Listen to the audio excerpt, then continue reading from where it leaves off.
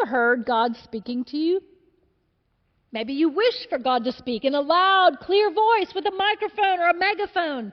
Tell me, God, what to do. Give me the words of comfort I need. Tell me which way to walk, which way to go.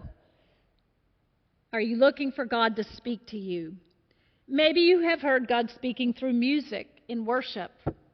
Maybe you heard God speaking to you through His holy word. Have you ever just opened the Bible randomly? Like you weren't intent to pick a particular book or a passage, but you just maybe opened it randomly to no particular book or passage, and the words that you needed to hear were right there in front of you.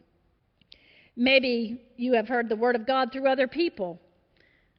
A friend, a church member, a family member who spoke a word of grace, encouragement, and hope in a time when you needed to hear it.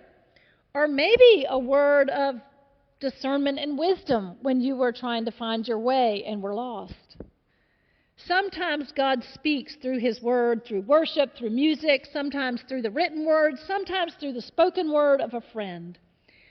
But sometimes God speaks and we don't hear Him because, well, frankly, we're not listening, or we're stubborn, or we're deaf, or, like me, the extrovert, too busy talking, I can't really hear. Do you remember the story of Elijah, the prophet? He ran for his life out into the wilderness because the queen Jezebel wanted to kill him. And she had already killed a lot of other prophets, and he was afraid. And he went to hide. And he looked for a sign for God to speak to him. And there was an earthquake, but God didn't speak in the earthquake. And there was a wind, but he didn't hear God in the wind. And then there was a still, small voice, like a whisper. In some translations it says, and then there was silence.